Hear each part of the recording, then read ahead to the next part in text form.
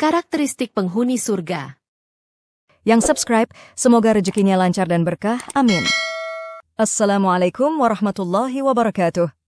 Iyad bin Himar al-Mujashi ia berkata, pada suatu hari Rasulullah Shallallahu Alaihi Wasallam berkhutbah seraya bersabda, penghuni surga itu ada 3. Pertama, penguasa yang adil, jujur, dan mendapat taufik. Kedua, seorang yang penyayang dan perhatian kepada setiap kerabat. Ketiga, seorang muslim yang suci, pandai menjaga diri, dan memiliki keluarga. Hadits riwayat Muslim. Dari Ibnu Abbas radhiyallahu anhu ia berkata, Nabi Shallallahu Alaihi Wasallam bersabda, macam-macam umat diperlihatkan kepadaku. Aku melihat seorang nabi beserta sekelompok orang pengikutnya. Aku melihat seorang nabi beserta seorang laki-laki pengikutnya. Aku melihat seorang nabi tanpa ditemani seorang pengikut pun. Kemudian diperlihatkan kepadaku sekelompok orang dengan jumlah yang amat banyak. Maka aku berkata, ini adalah umatku. Kemudian dikatakan, ini adalah Musa dan umatnya. Tapi, lihatlah ke atas. Seketika terlihat sekelompok umat dengan jumlah yang amat banyak. Kemudian dikatakan, lihatlah ke arah yang lain. Seketika terlihat sekelompok umat dengan jumlah yang amat banyak. Kemudian dikatakan, ini adalah umatmu. Bersama mereka 70.000 orang masuk ke dalam surga tanpa melalui prosesi hisab dan siksa. Kemudian Nabi Shallallahu Alaihi Wasallam berdiri, lalu masuk, lalu para sahabat berbicara panjang lebar tentang sabda Nabi tadi. Kemudian mereka berkata, siapakah mereka yang masuk surga tanpa melalui prosesi hisab dan siksa? Sebagian mereka berkata, barangkali mereka yang menyertai Nabi Shallallahu Alaihi Wasallam.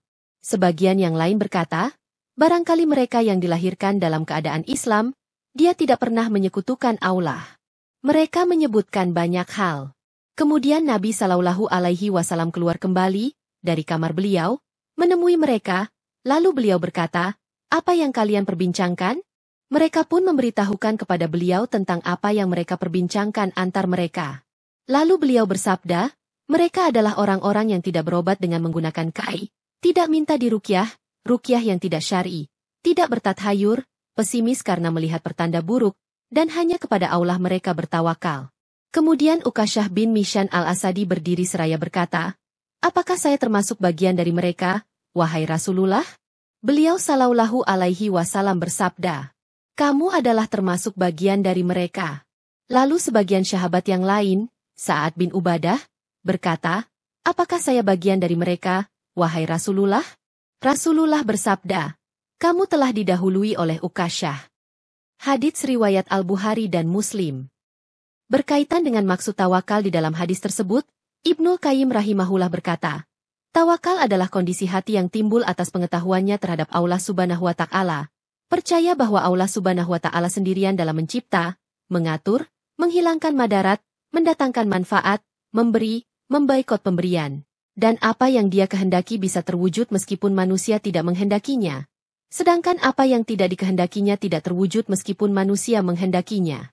Dengan begitu, ia bersandar sepenuhnya kepada Allah Subhanahu wa Ta'ala, menyerahkan segala hal kepada Allah Subhanahu wa Ta'ala, merasa tenang bersamanya, percaya sepenuhnya kepadanya, yakin bahwa Allah Subhanahu wa Ta'ala akan mencukupinya berdasarkan rasa dan sikap tawakal kepadanya. Allah Subhanahu wa Ta'ala yang memenuhi kebutuhan orang yang tawakal itu. Tidak ada sesuatu yang terjadi di luar kehendaknya, baik manusia menginginkannya maupun menolaknya. Kondisi orang yang tawakal itu seperti kondisi anak kecil di hadapan kedua orang tuanya. Dalam perihal sesuatu yang ia niatkan, baik motivasi atau larangan, maka kedua orang tua itu menanggung sepenuhnya. Perhatikanlah hati anak itu tidak pernah terbesit untuk bersandar kepada selain kedua orang tuanya, dan menahan hasratnya untuk menyampaikan apa yang ia niatkan kepada kedua orang tuanya. Begitu juga kondisi orang yang tawakal. Barang siapa yang memiliki sikap seperti itu dalam berinteraksi dengan Allah Subhanahu wa Ta'ala, maka Allah Subhanahu wa Ta'ala pasti mencukupinya. Allah Subhanahu wa Ta'ala berfirman, dan barang siapa yang bertawakal kepada Allah niscaya, Allah akan mencukupkan keperluannya. Quran Surah At-Talaq 3.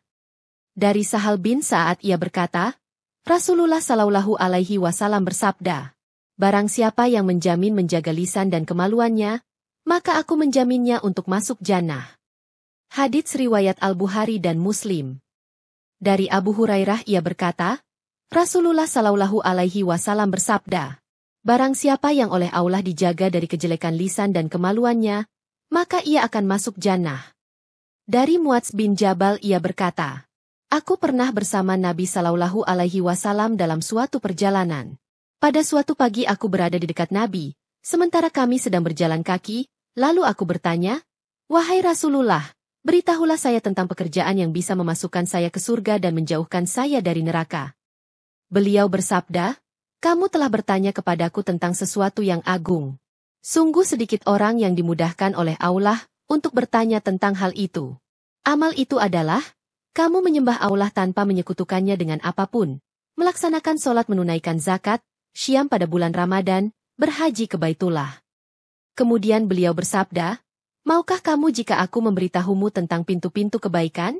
Syam itu adalah perisai, sedangkan sedekah dapat menghapus dosa, sebagaimana air dapat memadamkan api, serta sholat seseorang pada kesunyian malam, qiyamul lail.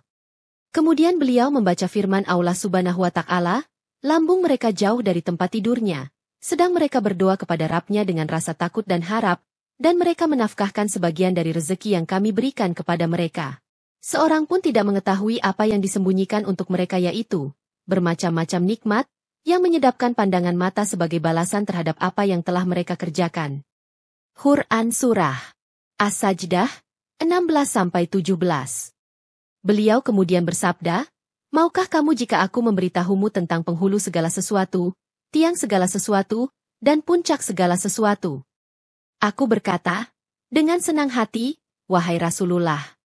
Pokok segala urusan adalah Islam, pilarnya adalah solat, dan puncaknya adalah jihad. Beliau bersabda, maukah kamu jika aku memberitahumu raja dari seluruh itu? Aku berkata, dengan senang hati, wahai Nabi Allah. Kemudian Rasulullah memegang mulut Muadz seraya bersabda, jagalah, tahanlah, mulutmu seperti ini. Aku berkata, wahai Nabi Allah, apakah kami akan disiksa karena kata-kata yang kami ucapkan? Beliau Shallallahu Alaihi Wasallam bersabda, ibumu merasa kehilangan kamu, celakalah, wahai Muadz. Tidaklah manusia dicebloskan ke dalam neraka dengan diseret di atas wajah atau dahinya kecuali disebabkan oleh kata-kata yang diucapkan oleh mulut mereka. Wallahu alam bisyawab.